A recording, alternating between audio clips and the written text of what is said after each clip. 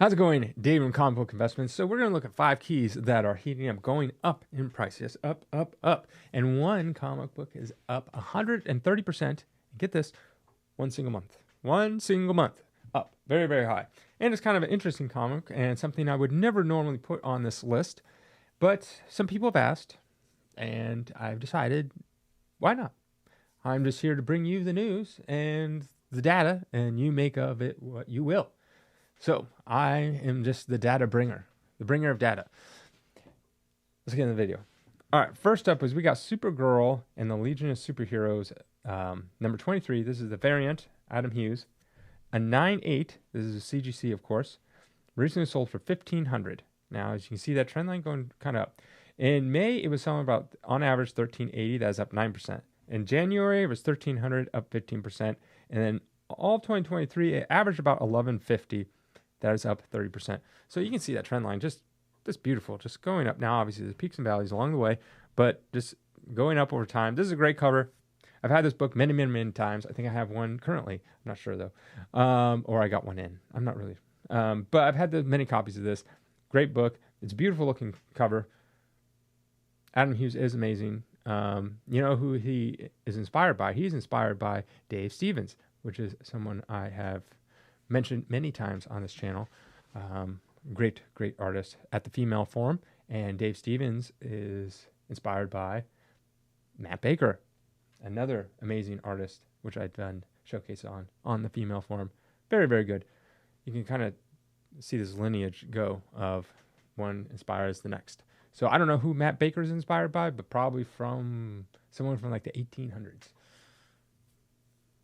Yes. Anyways, so this is going up. Great book. This is a variant cover that has held the test of time. Many variant covers go by the way. This one has held up through the test of time, and you know, I'm bullish on this book. I think this is now a 1500 is not its peak, but I think it's a great book, and I think it will have a long-term future. I mean, just look at that graph. I mean, unless something crazy happens, history repeats itself. All right, next this is going to be a weird one. This is Something is Killing the Children. Number 0, this is the 1 in 500 variant. So, normally, I only put graded books on here. Now, why would I only put graded books on here? Because if I put raw books on here, it's hard to tell the difference going off sales.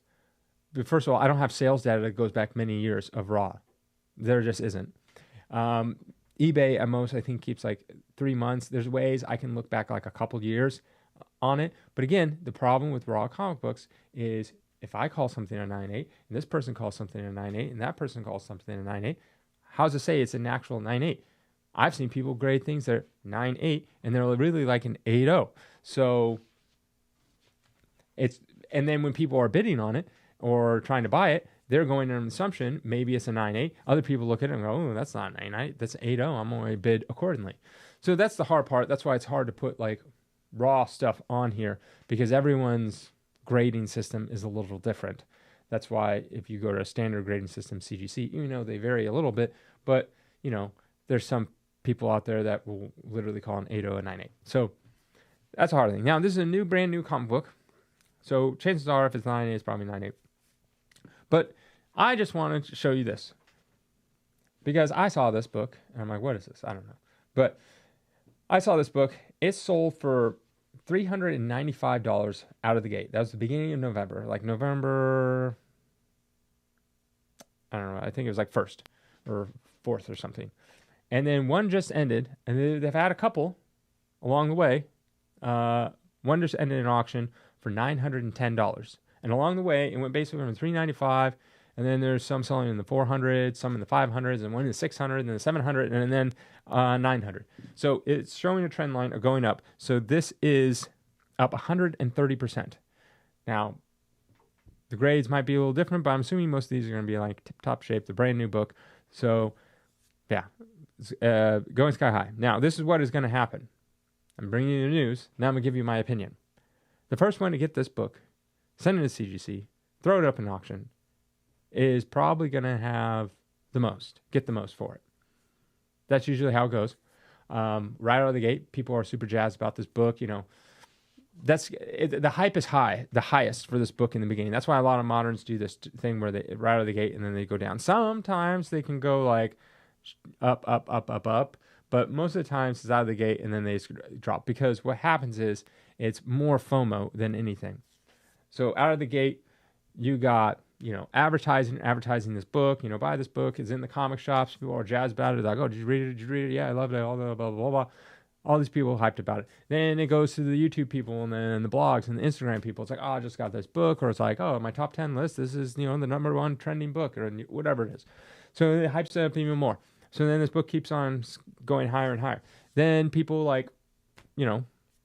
get it graded and they send it in. And that's like a big, long turnaround. So many months have gone by this point, but this is the first one available. Ooh, a 9.8. There's only really one 9.8. Technically, there's not. The rest haven't been graded yet. Gets in, people are like, yeah, the hype is still high for this book. Boom, they buy it. But then, by this time, after 3, 4, 5 months down the road, the hype has kind of died for this book. They're on, if this is issue number 0, they're on issue 4, 5, 6, 10, whatever they're on, way later, unless this is a one-off. Then it's kind of like, there's really no hype. You look at the YouTube channels, they're not really talking about it anymore. Instagram people aren't posting about it anymore, because that's just how it goes. It's kind of like if you're the first person to like post about it, you get a bunch of likes on there. Oh yeah, that's an awesome book. Yeah, I can't wait to get it, whatever. And then, but if you're the 1 millionth person to post it, it's like, who cares? We've seen that 1,000 times. So that's when it's happening. The hype dies down, and then the book goes down, and the prices keep dropping. And then everyone's like, oh my gosh, it's dropping. No, let's get rid of it. And then fire sale, and then yeah. So that's what kind of the trend of modern books. So that's kind of why you have to, like with modern books,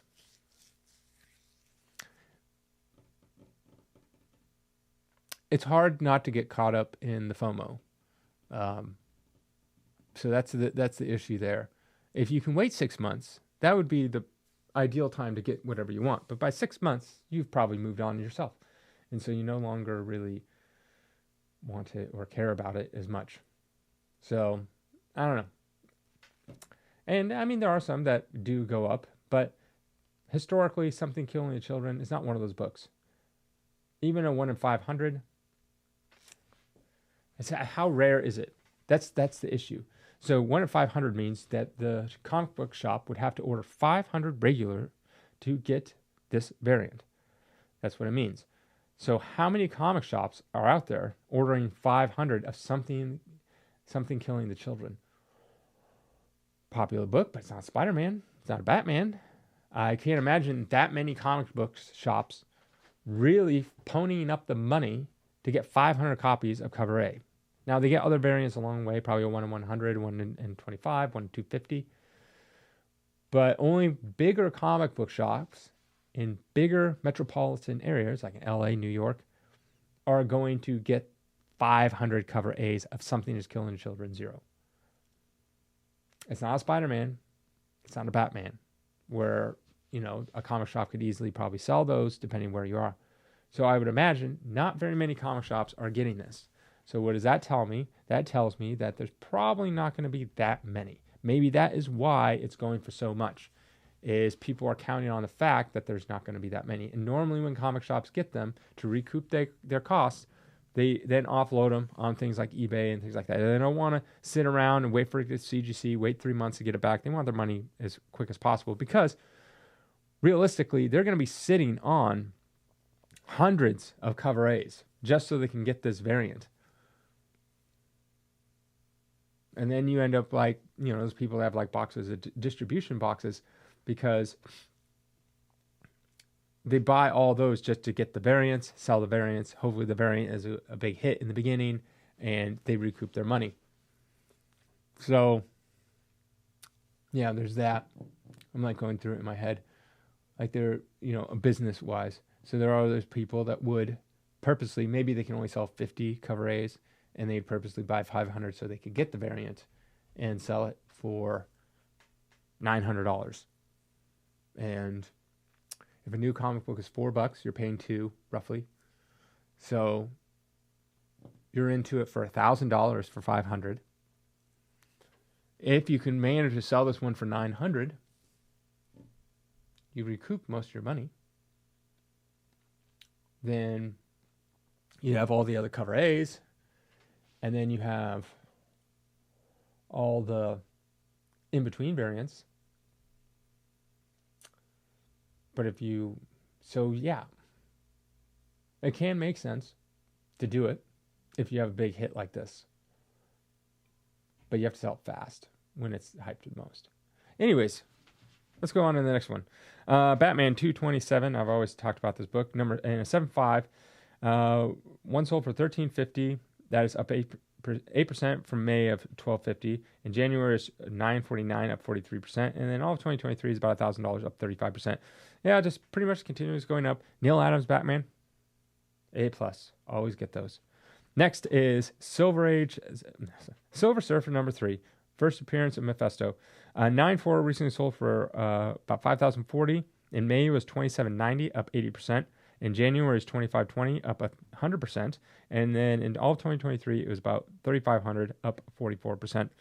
So, yeah, I mean, if you looked, it was kind of down, then it had this big sale that kind of pushed it above. I don't think that's going to be the norm. I think the norm will probably be like kind of its average. It looks like it's been averaging about the same for about a year. So I think it will be. It was selling for like almost $8,000 back at its peak. Will it get to that point? No, not for a long time. All right. Last on the list is Avengers number 1. An 8.5 recently sold for about $35,000. In May, it was averaging about $20,901, up 67%. In January, it was $26,700. That was up 31%. And then all of 2023, it was averaging about $27,500. That was up 27%. Now, it's $35,000 for an A5 is a record price. It is a record price. So massively, looks like it blew the other one out of the water. So, yes, it's doing very, very good. I think people, I've said this before, and I'll say it again. I think we're at a turning point. I think 2025 is going to be an uptick year. Obviously 2023 was a bad year. 2024 was more of like not a horrible year. It wasn't a great year, but it wasn't like 2023. And it was more of like a stabilizing year, at least in the back half. So I think 2025 is going to be a good year. If you're the type of person that's like sitting out, I think 2025 will be a good year to jump back into comics. And that is it. Have a good day.